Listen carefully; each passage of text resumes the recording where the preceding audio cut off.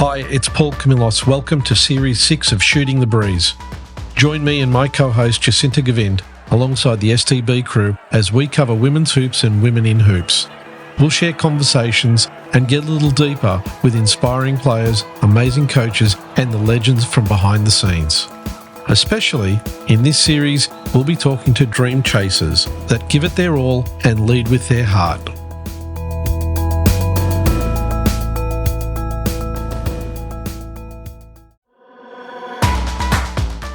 Super exciting. If I was 18 years old, the world is my oyster in regards to basketball, eyes on you, potential sponsorships, brand deals, just like the way that you're maybe actually going to be able to live off what you earn. There's not many of us that can.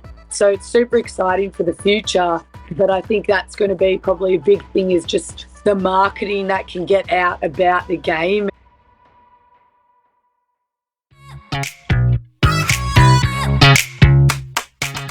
Joining Shooting the Breeze is Bec Cole, on the back of a recent run of championships with the Waverley Falcons getting ready to take part in the NBL1 Nationals Finals this weekend. Bec's megawatt energy captures both spectators at the games and equally her audience whenever she's behind the mic. Born for big moments and with a competitive nature, she's also tuned in to her vulnerability and is authentic on her new YouTube series in partnership with ESPN, Triple Threat. She takes us behind the scenes of women's hoops with Australia's finest, but also touches on hoops issues. It's a wide-ranging chat covering her recent championships, the Olympics, of course, and what makes her tick.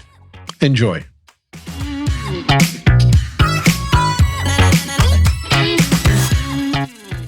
Welcome to Shooting the Breeze. Joining me, my co-host Jacinta Govind, and today it's a special guest. We've got WNBL champ, NBL1 South champ, and host of Triple Threat, Bec Cole. Bec, great to have you on the show.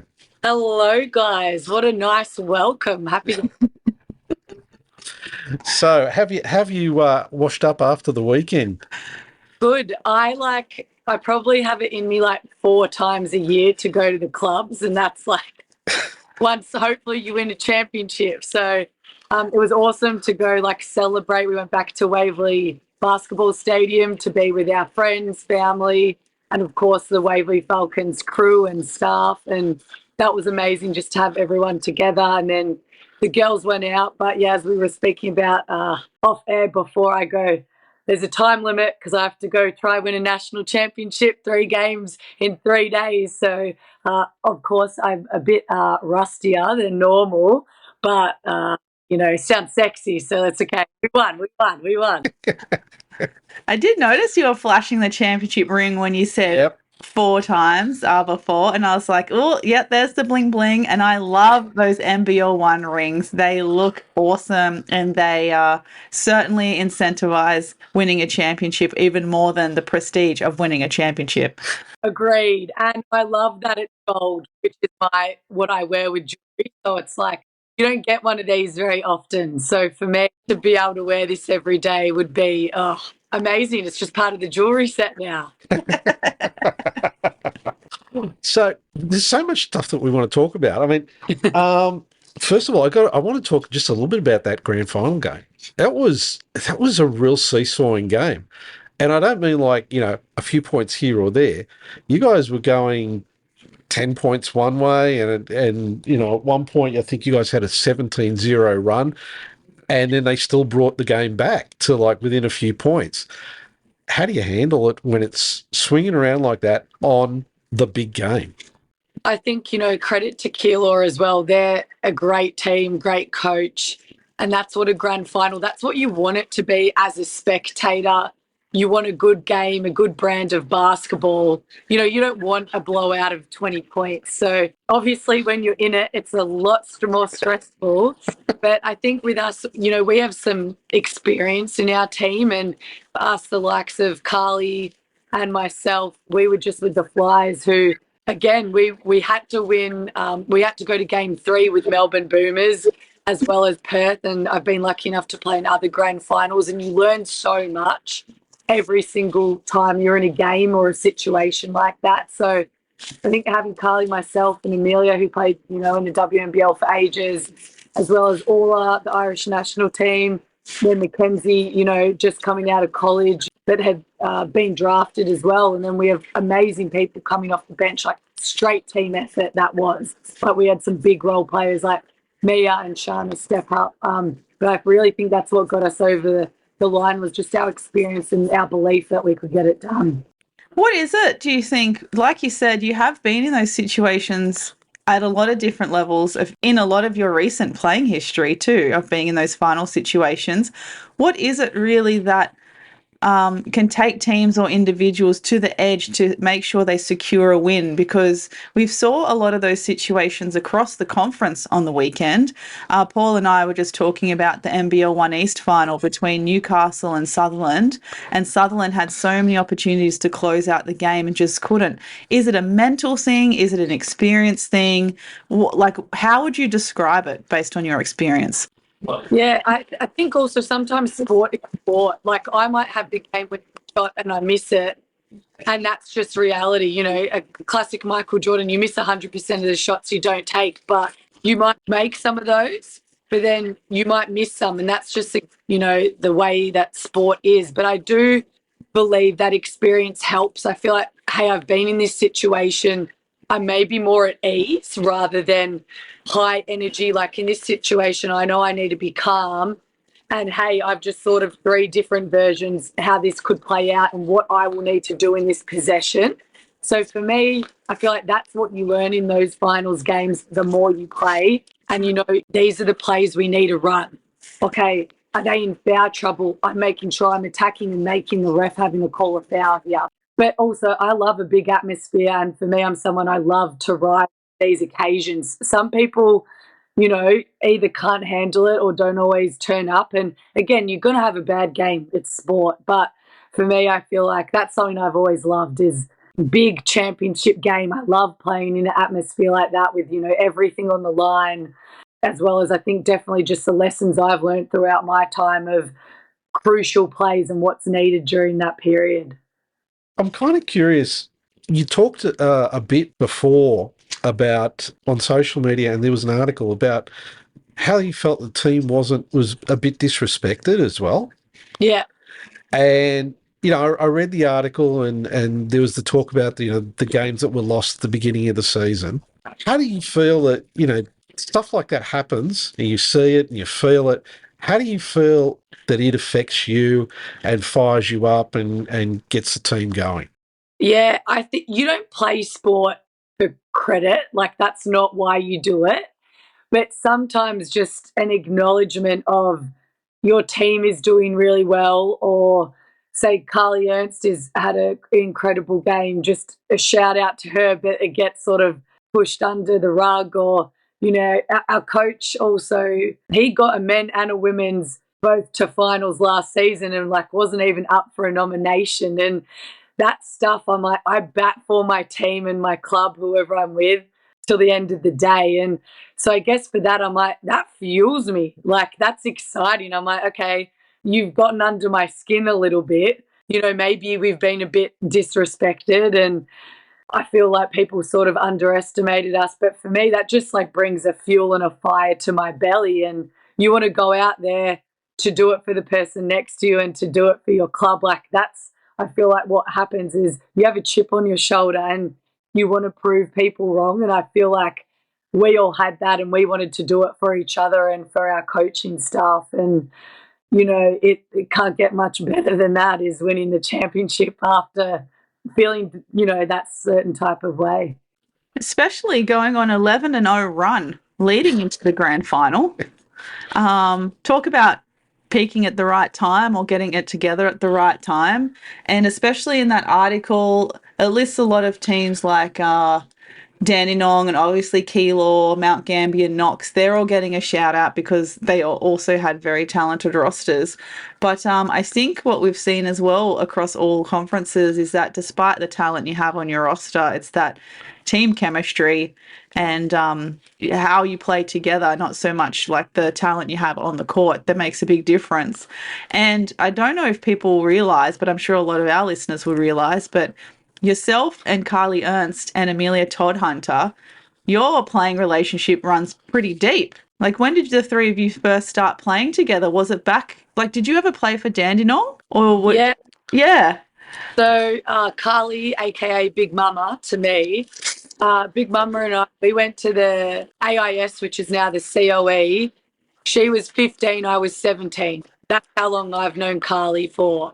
And again, I feel like we play so well together. I think we're some of the best duo in the league, that's for sure. And I love playing with her. She's absolutely amazing, and I really feel like she's come into her own this, last couple of seasons. And shout out to her because she's just, improved on her game and has been amazing. But we played at Dandenong together in WNBL, and then obviously at Flyers together. And then Amelia, I've played with her, I think at Bulleen Boomers together, as well as she was my captain when I was at Dandenong Rangers, and sort of had my breakthrough season after, a few of my ACLs. So we purely love each other, and we love playing with each other. And like you said, it is about the friendships and the chemistry, and you don't get that all the time where you just genuinely love playing with a certain group of people. And yeah, Mills, she's our general on the floor. She's a great point guard, and for us to have someone who's had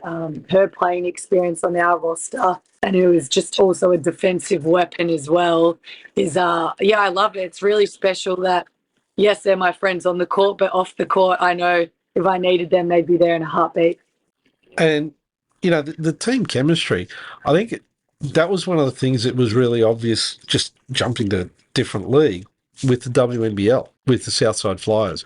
It seemed to me that the Flyers had a really great team chemistry all of last season. How did you guys find, playing together? And now that with the changes that are happening, because Cheryl's not going to be coaching, she's taken at least a year off, how do you think that's going to adjust the chemistry in the team? Yeah, it's going to be really different. I have known Cheryl as well, I think since I was 18 maybe.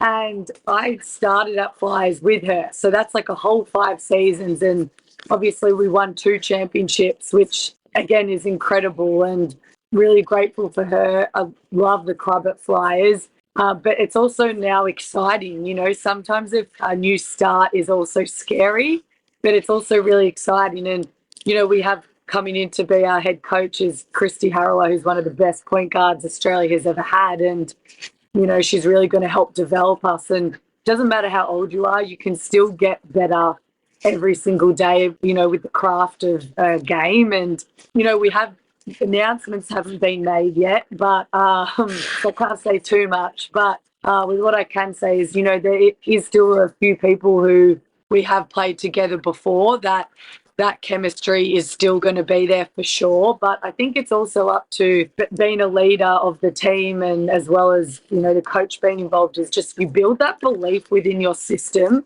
and that you as a team, nothing's going to break that bond. It's something so powerful that can really affect the chemistry on the floor. So I can't wait for people to see, what this new Flyers team has to offer. But again, it's not going to be easy. It's all about growing and developing, but I think we have the tools and the people to do so.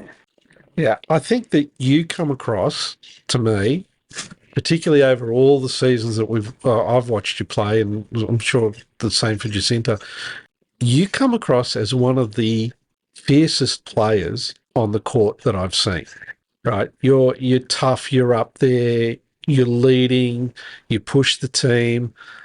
What is it that drives you to kind of get yourself into that mindset where you're constantly driving and pushing and leading?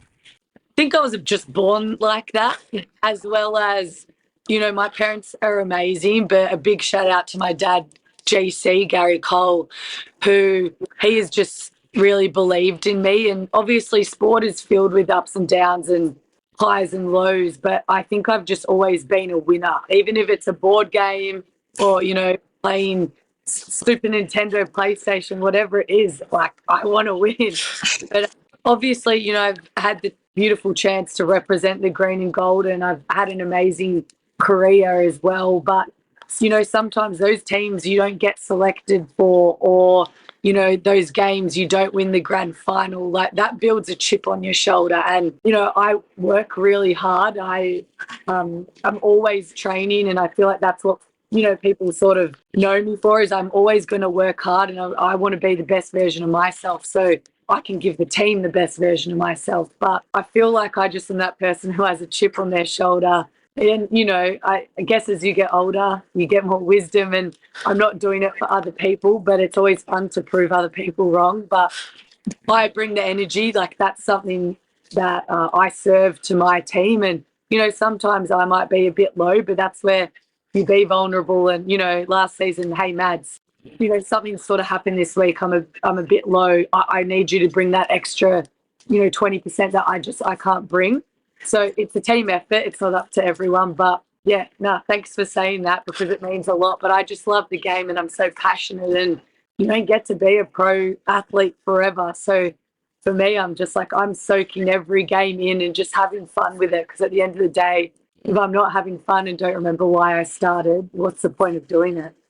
And I'm glad that you said that you are a hard worker, because you are certainly a very hard worker. Like you are and how you said you're always training, like that's not an exaggeration. Like anyone that follows you on social media, it legit seems like you are always training. You're going for a swim, you're doing your strength and conditioning, you're doing a shoot around, and I'm like, this girl has got so much energy to burn.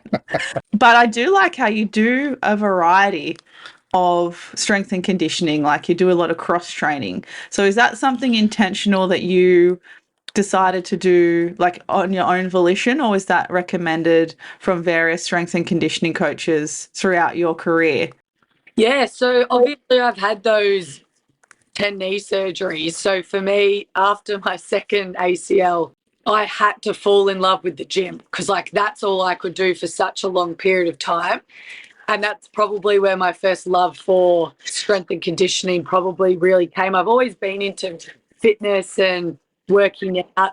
Again, it's a challenge that you can set small goals. And for me, that's fun.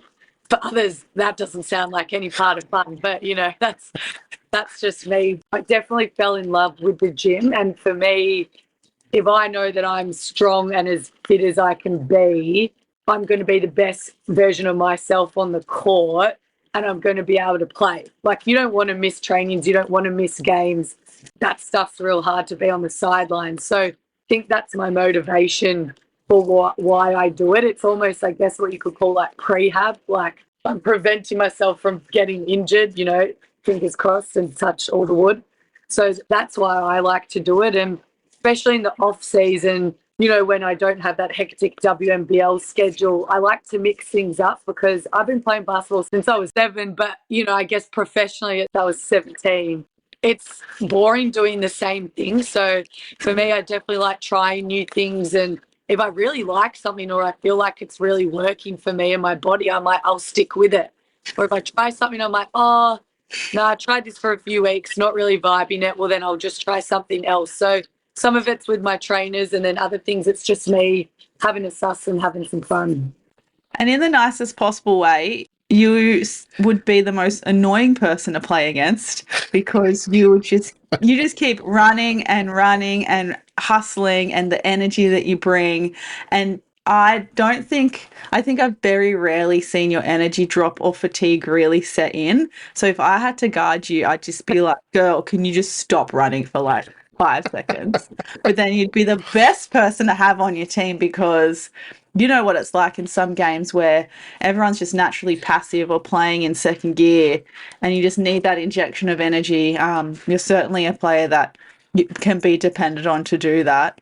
Just watching your socials, I was like, damn, this girl's running circles around everybody.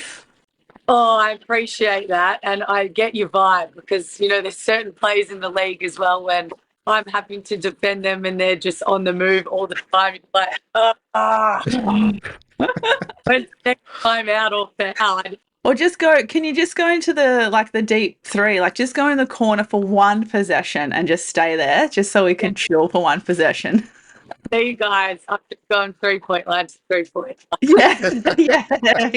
They're the best. Just run the sideline. That's it. That's all you need to do. I'd be benched if I did that.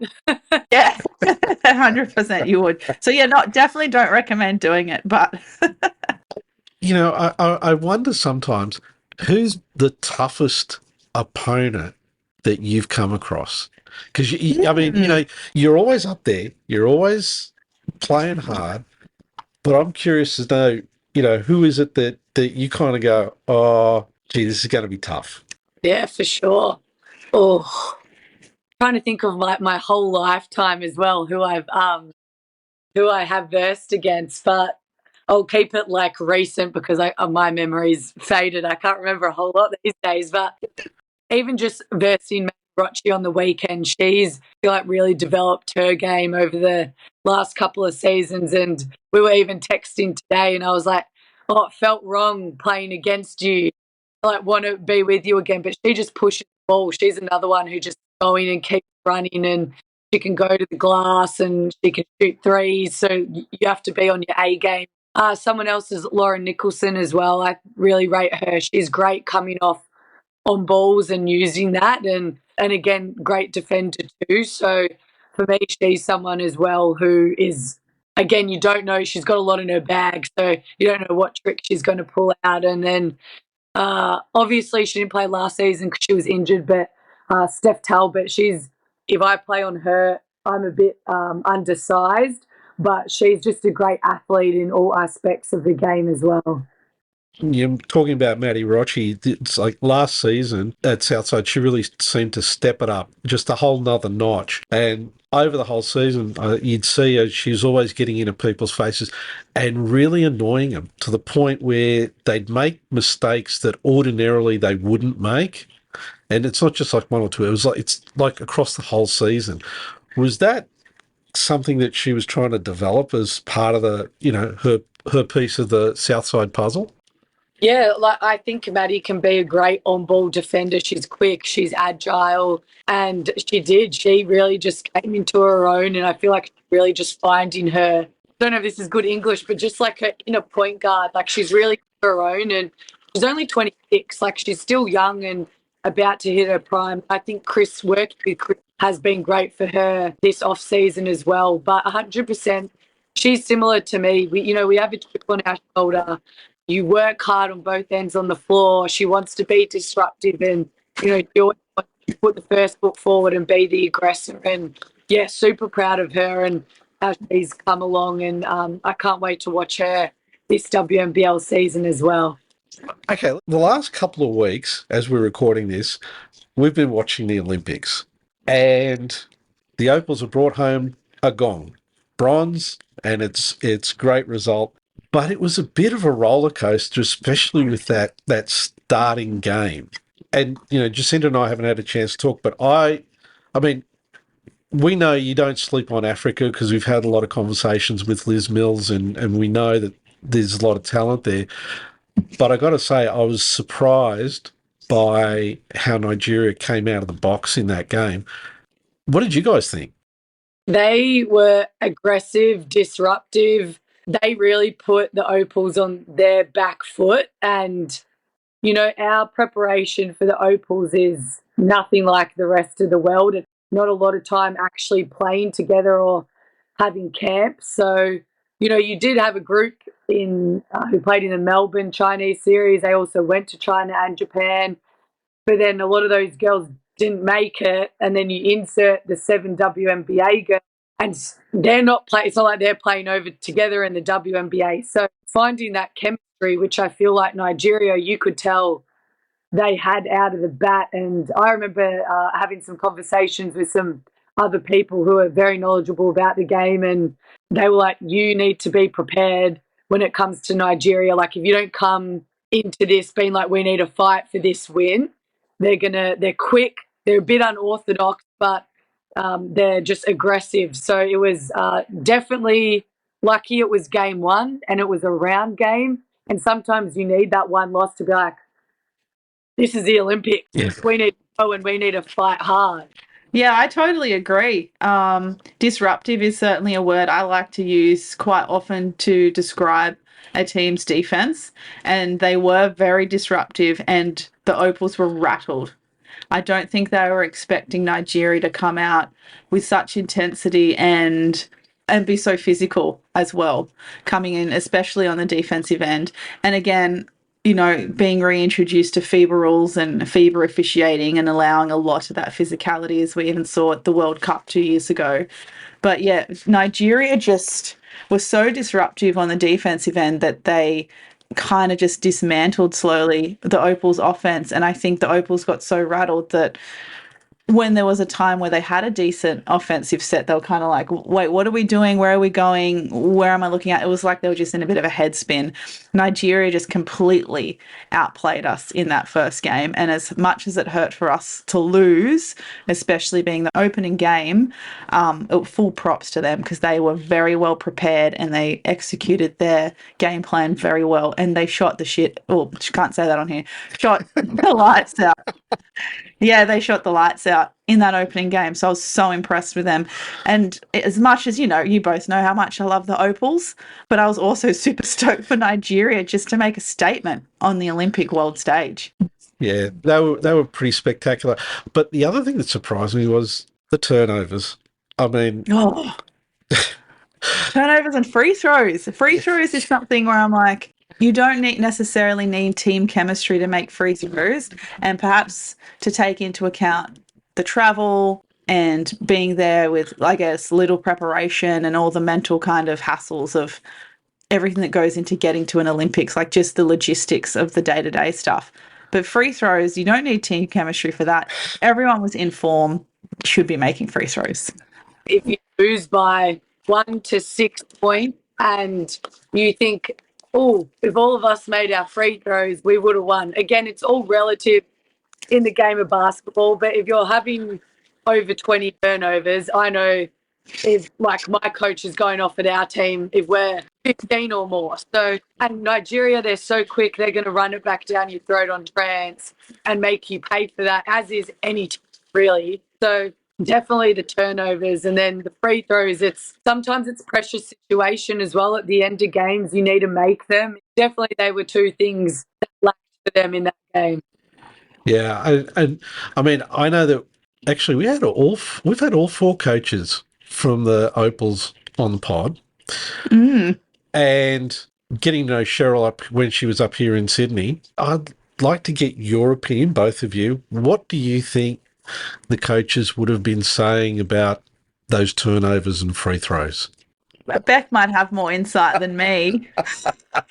They wouldn't have been happy, obviously, at all. They would have got a stern talking to for sure, but it would have been after the game with the world and everyone, on their keyboards, telling Opals how they really feel. The basketball world just / keyboard warriors. Important to keep the group positive. So yes, they would have got a stern talking to because they're points that they need to get better. And the girls know that. They're professionals. But I do think it would have been, we need to stick together. We need to believe in each other. Yes, we need to do better and we need to improve, or we're not going to win our next games. But I think they would have stayed really positive with it. That's what I think would have happened in that situation. Yeah, I think you're right too. I think it still would have been a stern talking to because it certainly was a big area of improvement. But once you get to this level and with the caliber of players we had on the Opals roster, they know that was a stuff up. You don't need to go and rub salt in the wound by ripping them to shreds about turnovers because they know themselves already that wasn't a good enough output on the turnovers end. I mean, it was a big output, but it wasn't a good output. But I think, like you said, Bec, I think it's also going back to like just trusting each other, just having the faith in each other that if we run a particular set, so-and-so is going to make the right decision to curl off it and just to mentally take yourself down a level and relax and just let the game unfold in front of you to make those better decisions for next time. And credit to them, their turnovers certainly improved as the tournament went on because I'm pretty sure against Belgium they only had 11 turnovers or 9 turnovers, I think. Something like that. It was a lot lower. Yeah, a lot lower. Actually, you touched on something there, Beck, about the keyboard warriors. We've talked about this many times. And look, I really got to ask the question because it's my curiosity here. What do you think is it that drives people to make some of the comments that they make? Boredom. Look, I don't know. Obviously, there are people out there who just want to bash women's sport, period. It's a lot of those people out there, but I just think it's sad because not everyone is a confident individual and everyone is so valid for their own opinion 1000%. But if it's just God-forsaken awful, you don't need to do that because that's not helping anyone. I think people forget as well, athletes are just human. They're human beings who just, I guess, get to do something really fun that they love as their job and work out. And of course, they want to be the best, but everyone makes mistakes. So, look, I don't really know what sends them their way, but I think they're either, they're bored, they're jealous, or they're 60 years old and live in mum's basement. I don't know. I think what annoys me the most, and it happens more often around tournament times, like it's when it's the World Cup, but particularly the Olympics, all of a sudden these closet experts come out and express their opinions online.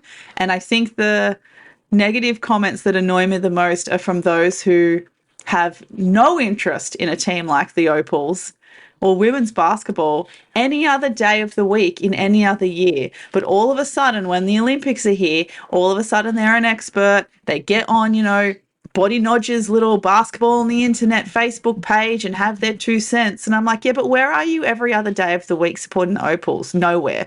You only come out at a big tournament when you want to disparage them. That's the people that annoy me the most. Agree. Exactly. Yeah. Yeah, and I don't know why there's so many of them.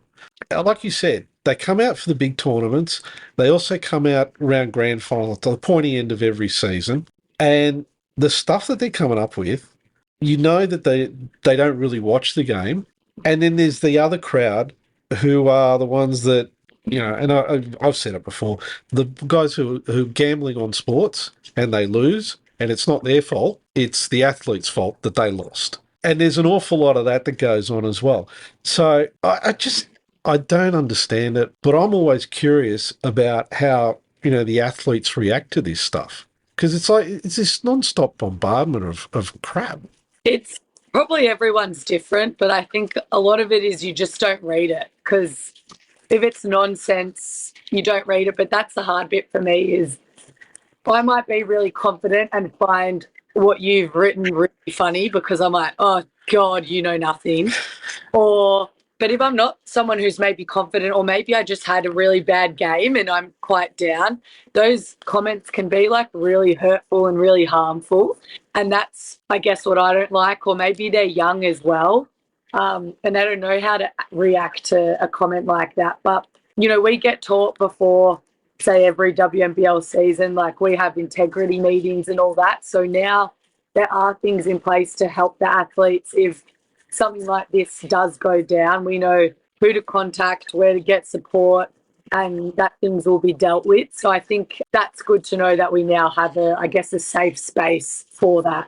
That's really good to know, actually. I didn't realize that was provided now to WNBL athletes, because even in my very short time of commentating NBL1 and some of the FIBA junior tournaments, it's always that negative feedback that you'll get. And I'm very lucky, I've only had it a small handful of times, but I recently had someone find me on Instagram. I didn't use my last name the last time I called a FIBA tournament online. Found me on Instagram, commented on a post that I made about an ABC article I wrote about Mary Goulding coming back from a car accident, and just saying, never, ever, ever, ever, ever, ever commentate a game in your life again.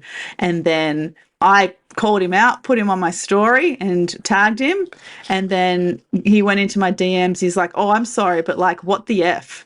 What? But I was like, if you're public, like, same. It's But also, like, and then the rest of the feedback's great, but it just takes that one person sometimes just to, like, really, really fire you up. But the thing that annoys me is, like, what fuels these people to go to all that effort to find me on a social media platform just to plant that seed of hate? That's the thing I don't understand, what drives the people. Maybe it is boredom and jealousy, like you said, Bec, but that always boggle me, how people, and like you said, Paul, with the gambling things, how people will just go straight for the athlete for something that they either didn't like or need to take responsibility for on their own. And so it's great that there's now integrity, but I hope that integrity board or policy is upheld and actually supports the athletes when they need it, because I didn't know what to do when that happened. I don't know if I took it to FIBA and be like, hey, I'm getting threats on my social media, if they would actually do anything about it. Yeah, I wonder if also it's a platform like people who are commentating or a part of the basketball world, if, you know, those people are like, you're able to access that as well. So that's actually a good question that I should raise. I will ask. Yeah. Is it something implemented by BA and WNBL, or is it something implemented by the Players Association, that and integrity policy? No, I think it's from BA, I think, but don't quote me on that. That's like, pretty I have to do some digging and try and find it for my own knowledge. Yeah, it's kind of it's this whole little bizarre corner of basketball world, and you know, I don't think people call it out enough. It's just a whole bunch of people out there. They're throwing out this hate. They're throwing out these ridiculous comments, and I suppose because we've been seeing it for so long, I'm at the point now where I'm actually just tired of seeing it. I'm over it, and it's like the block button is your friend. You know, it's just like, okay, you're out. You're done. You're out of here. But I wonder, how hard is it? You know, when you've got the league itself, and this is probably going to get me into trouble one day down the road. When you got the league supporting not the WNBL so much, but you know, NBL and TV, and there's lots of gambling ads, and we know that that's part of it. How do you kind of split that up? Because if that's driving it does drive a lot of the commentary. How do you kind of split that off if you've got it consistently there in front of you anyway? That's a good question, Paul. I don't think you ever will. That's like gambling and betting is a part of everybody's sport that you can name. So I guess for players, like, we're not allowed to be involved with that. And I don't know a lot about betting or gambling to begin with. But I think, like, that's what's so crazy is this random that I have no idea about will be like, you just cost me like 500 grand. You only scored 12 points instead of 15 points, blah, blah. And you're like, bro, I don't know who you are. Like, that's never happened to me, but I've heard it happen to someone else. And I just think that's going to probably come with the territory, more so probably with the NBL, rather than, I haven't seen or heard a lot of stuff happening to the girls in the WNBL in regards to that. But that's just where, like, you need a support system and things in place just to make sure everyone is safe and everyone is also, like, mentally and emotionally okay if anything does go down. Okay, now after this diversion, let's just... Yeah, sorry, I took us down a turn there. Sorry, guys. That's fine. Let's just go divert back to the Olympics, because, you know, there was a lot of interesting stuff that happened in the Olympics. I think one of the things that a lot of people were talking about is that LJ didn't play a lot. You know, look, we don't know what the reasons for her not taking the floor are, but, you know, did that surprise you? Yeah, it did.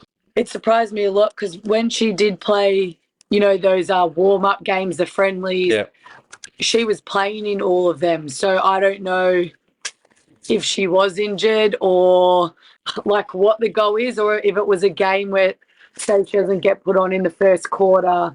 Like, when you're older, it's hard to not have played for 30 minutes and then be like, hey, we need you for 10. Whether that was also something, I'm not sure, but she was there cheering for her girls. Like, you saw her get really up and about and there for her team. And I think that's really important, that I think that, you know, the country and the world saw, is that, no, she didn't play for whatever reason, we don't know, but she was supporting her sisters. Yeah, and I think also the other thing that she brings to the bench is that experience where she's going to be able to say to people, hey, listen, keep an eye out for this. This is happening, which is something that, you can't put a value on that either. She's just got its wealth of experience in the game. There was a lot of commentary in there. Also, interestingly enough, DT didn't take the floor in the US game, I believe. Her and Jewel Lloyd. Again, I don't know. I didn't watch a lot of the US. I was too busy watching bloody every sport under the sun. And Aussies, obviously, in the basketball. But yeah, again, their game, I actually stayed up all last night to watch it, the USA v France. And sometimes coaches just have a rotation that they stick to, and it is what it is. I was surprised that Jewel Lloyd didn't get any court time, but even Sabrina Ionescu, she got limited minutes as well. So, again, it's a close game, and normally, to be honest, you have about 7 people if it's a close game that you're really rotating, and that's what Cheryl Reeves definitely stuck to. Now, how surprised was everybody by that final scoreline? Oh, I didn't stay up to watch it because, I haven't been as invested in the Olympics as some people I know because, still working and podcasting and commentating and all the things. But when I woke up and saw that scoreline, I just felt for France so much that they'd come within 1 point while they were hosting the Olympics on their home court. It wouldn't have been much better than that in any of those players and coaches and rosters' careers to win a gold medal at home against the US. I just felt so much for them, but I will definitely be watching the replay. But also, what a great testament for women's basketball that the US can be tested and can be, I know they weren't beaten, but can be beaten. Like there is a way. It's not going to be such an imposter puzzle. I think like that we saw at the Women's World Cup where they still beat China in the grand final by 20. Yeah, it was, again, I felt for France as well. I really thought that they played a great game. They almost reminded me a bit of Nigeria. They came out, their defense was insane. Like Asia Wilson was missing shots that she doesn't normally miss, purely just the pressure and the physicality and how aggressive, that they came out, and it was hard for everyone. I was actually surprised Brittany Griner, she only went in the game once, and her height, she scored so easily. I was surprised she wasn't put back in the game, even just a second time to see, but good on France. They put up such a good fight, and for a second there, I actually thought they were going to win. And again, the US just show that they are a force to be reckoned with, and when things got tough, they still pushed through. And credit to them. And like you said, just what a great game of female basketball to watch, and just what a spectacle to put on. It was, I think, the quality of the competition in the women's basketball for the Olympics was the best I've seen. I think it just keeps getting better and better each time. There's so many improvements in the physicality, the athleticism of the players, and I think it's getting more and more eyeballs, which is the great thing for the game. What do you think in terms of overall, which team surprised you guys? I was surprised that China and Japan didn't perform as well as we've seen them in the last few international tournaments. That was really surprising that China didn't even make the quarterfinal. But I suppose with every program, you go through your ebbs and flows of rosters and chemistry and coaching styles and things like that. I wonder as well with China, because they do commit to their national program like a full-time job, which is an amazing opportunity and privilege to have. So, but I also often wonder if there's too much of a good thing sometimes, and if that can be to their detriment. In the same way that they say you're preparing for an exam and you can overstudy. Like, I wonder if that's a downside perhaps. But I wasn't surprised that Belgium made a semi-final, like that they did as well as they did. I was more surprised with how much they've changed in 2 years. Based on what we saw in their playing style at the World Cup, and based on how they performed and how they played against the Opals I was really surprised how much they've changed and evolved in the last 2 years. They've had 3 different coaches at 3 different international tournaments now in however many years. And they didn't have one of their main players. So I was quite surprised how quickly they changed, but how successful they were in that sense. And it being their point guard. Like, point guard can change the whole dynamic of a team. So I feel similar. Like, China, I almost feel like when they came and played in Melbourne, Rainey, their point guard, she actually trained at Waverley for a bit. And cool. She was saying that they were just like, they'd been training a lot. And like you said, maybe it was got to a point, you've been training hard for so long. Have you now overtrained? Are you now exhausted? And again, you don't know what goes on, but the Opals, they were so good against them down here in Melbourne. And yeah, their first couple of games, they didn't look, I guess, like the China we knew, I would say. And then same thing, Belgium. I'm not surprised they made a semi, but also I feel like they played so well losing their point guard. So, yeah, no, that was definitely interesting. And, yeah, similar with Japan, agreed as well. Just, yeah, they were probably the surprising factors. Yeah, the team that surprised me was when we played Serbia. I don't know what happened to them. The last probably 5-6 minutes of the game, they just seemed to give up, which, is really that's really strange for Serbia. Just not typical for them. And I think Anderson, their point guard, she was obviously the highest scorer, but I think it was really smart. They put Talbot on Anderson's, and because she's athletic and so much bigger, that makes shots and passes so much harder for a point guard who is smaller. So I think that was really smart by the Opals. And I think Anderson also might have hurt her groin, it looked like. But what was weird is they had this moment where she sat for a really long period of time when you thought they were going to maybe make a comeback. And then all the starters sort of came back on with 2 minutes to go. And it was like, oh, well, the game's done now. Like, we're up by so much. That was a bit interesting, but I just think the Opals defended really well because there wasn't, for me, much scoring power. And the Serbian big girl, sorry, her name's, I've lost it, but she missed a few cheapies early on, and I feel like if she'd made them, that could have changed the momentum of the game. But I just feel like the Opals dominated them, and Serbia just couldn't find, to me, enough, I guess, scoring power within the whole team. I think we should spend a little bit of time talking about triple threat. Yes, triple threat. I love it. Love it. Let's do it. Tell us, how did triple threat come around? So I was just sort of having, I must have been having a coffee or a cup of tea, just sort of thinking. And then I just sort of had an idea. I was like, female basketball is huge at the moment. And yes, it gets spoken about in the States, but no one's speaking about it here in Australia in that sort of format. And I remember I sort of had a conversation with my dad and, sort of pitched it to him and he liked it. And I was like, all right, I'll speak to my agent about it. And I was like, look, this is sort of what I'm thinking. Do you have any connects, I guess, or like, do you have any ways we can maybe go about it? And they connected me with someone from the ESPN, and it took a couple of months to get going, but it just started with, hey, I think this is sort of the setup that I want, and this is sort of the time limit, this is the vibe I want to go for, these are some guests I think I could have, this is sort of what I want to talk about.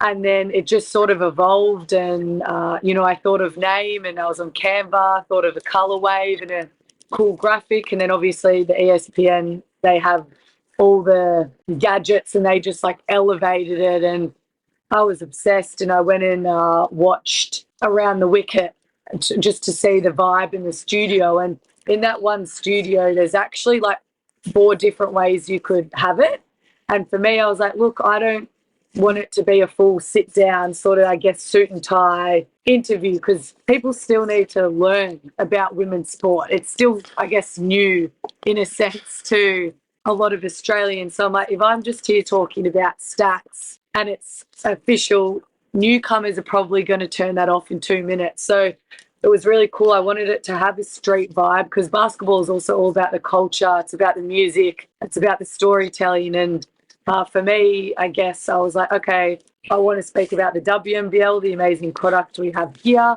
as well as we have amazing imports come here. Let's speak about them and then also bring it back to the WNBA, which I think is a great crossover, as well as the Olympics were coming up. So that was great timing as well. And then, hey, I want to get some amazing guests on here who, let's hear their stories, what they're about. Let's get their opinions. They're either still playing or were playing or are coaching. And yeah, so I'm lucky, I got to pilot 3 episodes to get some proof of concept. And now I think it's about finding some sponsors and to see if they like it and where it can fit. And I had a bloody blast doing it and I loved it, and just getting the word out about women's basketball. We have great athletes as well as great role models, and yeah, it was cool just being able to bring my fashion, and I guess it's my baby. It was all about it, and the background with the jersey and the sneakers, and I'm like, I want people to come here and feel comfortable. Be yourself.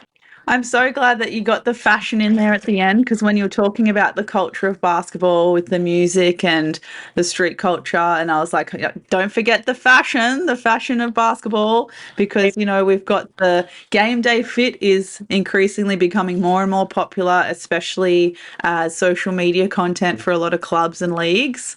But what I love the most is that it was your concept and that you were supported to put it into fruition. That is such an encouraging story to hear, that you had a supporting agent that supported you with that concept, did their job to go and make connections with ESPN, and ESPN saw the potential in it. That's fantastic, because like you said, it does appear, especially for us over here online, it's probably different when you're in America, because their outlets are so different and their narratives of how they present the news is always so different. It certainly seems like, though, that women's basketball in the last 12 months from America is being more and more talked about. And when you're right, we do need to showcase it a lot more here, because we have so much talent here that goes unnoticed, and the Caitlin Clark effect is great. But let's have a look at our own backyard. Case in point, our good friend Dean Andrews just tweeted after the Opals won their bronze medal last night that the Opals it was their 6th time that the Opals have won an Olympic medal.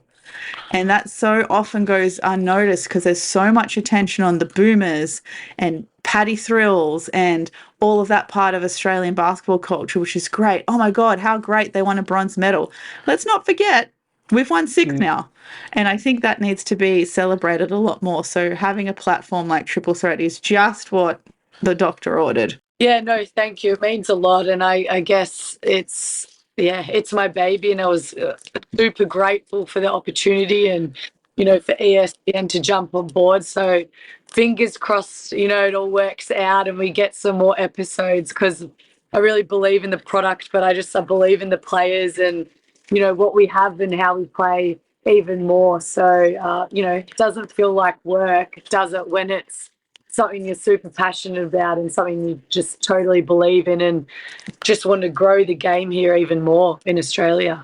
Absolutely. And I think that's one of the things that really comes across with shows like Triple Threat, the podcasts. I mean, we want to talk about the athletes. We want to talk about what's happening in the sport. There are other podcasts that cover the sport as well. There's more of a profile rising for women's basketball in Australia, which, I remember at the last Olympics, everybody's like, oh, look, Australia's finally won a medal in basketball. So wait, no, you missed all the other ones that we got for basketball. And, it's changing, but it's slow. Yeah, to say the least. That's women's sport, yeah. But then I just think also women's basketball. Like if you compare our sport to the AFLW, the netball, we are behind, we're below par. But I think that's what's exciting with the, new majority partners of the WNBL. The fact, the NBL has come on as well, the Wilemi Group, and it's, I guess, super exciting. If I was 18 years old, the world is my oyster in regards to basketball, eyes on you, potential sponsorships, brand deals, just like the way that you're maybe actually going to be able to live off what you earn. There's not many of us that can. So it's super exciting for the future. But I think that's going to be probably a big thing, is just the marketing that can get out about the game, and having more eyes on it is really important. And yeah, I mean, like you said, Paul, how people are making such a fuss about, wow, we finally got an Olympic medal in basketball. As Michelle Tim said on Triple Threat, that 1996 silver medal that the Opals won was actually the first Olympic medal won by a basketball team, Australian basketball team. So, Yep. the boomers had some catching up to do. But with Triple Threat, I think the outstanding episode for me, Bec, was your episode and interview with Jenna O'Hay. And I think what puts you in a great position to host a show like Triple Threat, whether it continues with ESPN or if you do something similar to Under the Surface that Annalie Maley does with Darren Baker, is that you have that prior relationships with so many important people in Australian women's basketball. And you also have such a natural ability to be a host and to have those conversations with people. But your kinship and your friendship with Jenna translated so much on screen. And I think that's certainly something that you can't teach another media personality. But that interview with Jenna, there was so much to what she said, to the point where I'm going to have to watch it again and either take notes or take clips and share it on socials. It was such an insightful interview. How much do you get to contribute to preparing the interviews and the questions when it came to Triple Threat? Yeah, so it's like I write my whole script. That's all me, and obviously I do my research, but depending on maybe, hey, what's happened this week in the basketball world, I want to keep it trending and what's happening, as well as go into their, stories and how they've been successful. And yeah, obviously it's amazing. I just want people to come on my show and feel comfortable and be genuine, authentically themselves, because that's who I am, and I just want people to have fun with it. But it was awesome, definitely, to have Sarah and Jenna, who are some of my best mates. Obviously, episode 1, I was like straight character mode, because I was like, I have to perform here. So, each episode got better. But Jenna is also one of just the highest IQ players I've ever personally played with. So, and, she was the captain of the Opals. So the insight that she had into the game as well, from playing in Europe and in the WNBA to being with the Opals, and, what was definitely super insightful. And I still learn so much from my guests. I love going in and learning new things. You get excited and amped, leaving those conversations. And she's just a sweetheart of a human. So it was awesome to have, her on there, and her to, give me her time, and definitely talk all things basketball. But Jenna Marie, she's a legend. Okay, now, before we just wind things up, I've got a question for you. Those sunglasses you were wearing at the grand final when you were getting the presentation. Yeah. You must have been feeling confident to have them sitting there already written up as champions. Well, no. Jess and Caitlin, who they're part of content. They do videos and pictures. Look them up. They're amazing at what they do. They had made them themselves, and I was like, damn, that's smart. I like that. I'm way too superstitious for me to have ever done that. But didn't they make for some great content? But yeah, they're Pit Vipers, which I actually have some here. I love Pit Viper. They're the best. Days, feel confident. But hey, walking these today. But no, definitely didn't have that pre-planned. But yeah, Jess and Caitlin had them, and it's just so cool. I gave them to the boys as well after.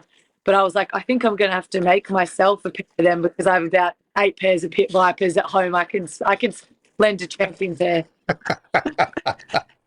Are they going to be in the luggage when you head up here to the Sunshine Coast for Nationals in not a few days' time, but less than a week's time? Yeah. Oh, for sure. Yeah. I normally take one pair that's it's actually sunny or I'm going for a walk, it's like hashtag sporty but naughty. And then I'll just have cool girl ones. And then ones that actually, I guess, maybe are more like if I was going somewhere that this is maybe a bit too much, I'll wear them. But you know me, I'm all about just being who I am. So there'll definitely be a couple of pairs, that's for sure. And are you too superstitious still to pack the champion branded versions of the sunnies for nationals? Oh, unless I steal them off Jess and Kate, they're going up as well. Okay. So, yeah, Caitlin and Jess, they might have to. I'm sure they're bringing them up. Maybe they've got a new pair, or maybe I leave a pair and be like, "Hey, if things work out, I give you permission." And listen, if the time comes, I'll be at the sunny coast. So if the time comes that you win the national championship and those glasses are out, I bags a photo. Yeah, 100%. You have to. It's a money shot. I already wormed my way into getting a couple of photos with an NBL1 North Championship ring because some of my friends were in Rockhampton. So I was like, "Oh, can I try that on? Sick!" So next, I've got to tick off the championship sunglasses now off the bucket list, and then one day we've got to get the Las Vegas Aces inspired ski goggles as well out with the bottles of champagne because I still don't understand why ski goggles, but it's just become a staple. I think it's for when you pop the champagne, it doesn't affect your eyes, but Nike and Puma, I think, have them. And it's so hard because as a player, I don't want to know that you've bought them. Or again, I'm like, it's bad juju. You can't predict. Obviously, you believe you're going to win, but it's for me, it's bad juju. But I'm like, it's iconic. That's what I feel like is the next stage. I agree. Yes, and that is nationals. Like that is worthy of when you win a nationals championship to have the ski goggles. That's when you go up a level and promote yourself to the ski goggles. So maybe like Plum cigars, like that was iconic as well. Yes. And everyone made that into a gif of her just with the goggles on her head and the cigar just leaning back. Or I don't think she even had the goggles. It was just the cigar. She's leaning back. Gosh, so funny. I love it. Are you able to tell us on or off the record if you'll have your full team for Waverley competing at the Nationals? Yeah, I think everyone's going to be there. Oh, that's good. That's good. That's good. I hope so. Well, yeah, but I already know Newcastle. Oh, I don't know if I should give you intel. Well, we put it out there on another podcast, but Newcastle won't have Isla Juffermans. Oh, I feel like it's so hard at the end of the season. You've already gone long if you've made it into finals. Is like even when we were second last earlier on in the season, our assistant coach had booked a trip to Europe and he's like, if I change the flight, the missus is going to divorce him. So he had to go on that flight. But things happen. People have families. It's definitely, it is. Yeah. All right, pumped for the Nationals. Yep. It will be your first time there as a player, Bec, but certainly not your first time at a Nationals, given that you did some sideline commentary for the first one. Yeah, that was the start of it all. Was that 2 seasons ago? Yeah. So, no, that'll be, I'm excited I'm playing because obviously I would love to win another championship with this crew, but no, it'll be fun. It's pretty cool. Stuff like this doesn't come around often. And I was sending a message saying, oh, yeah, we're going to Nationals. And I was like, I feel like I'm playing for Vic Met and I'm Canadians again. And I was like getting flashbacks because I was like, that were the best, times of my life. So Take me back any day of the week to that, just to live one of those nationals or one of those weeks again, under 16s nationals. I had it up here in Brisbane at Auchenflower, and I've gone back to the stadium however many decades later, and the stadium's exactly the same. Playing against Kath McLeod, Jenna O'Hay, Caitlin Cunningham on that main court in the grand final. Oh, take me back to that week, just for a little bit. Right. Yeah. Back and just be so, I'd actually be quite low because I would miss, they were my best friends and you're on such a high. I was like, oh, what is what is normal life? Like, Yeah. Well, now you get to relive it again as an adult with NBL1 Nationals, so that's pretty cool. is pretty cool. Is pretty cool. So, guys, thanks so much. Can't wait for the NBL1 Nationals coming up. Can't wait to see what the results are going to be. And thanks so much for joining us, Bec. It's been great. No worries. Thanks for having me.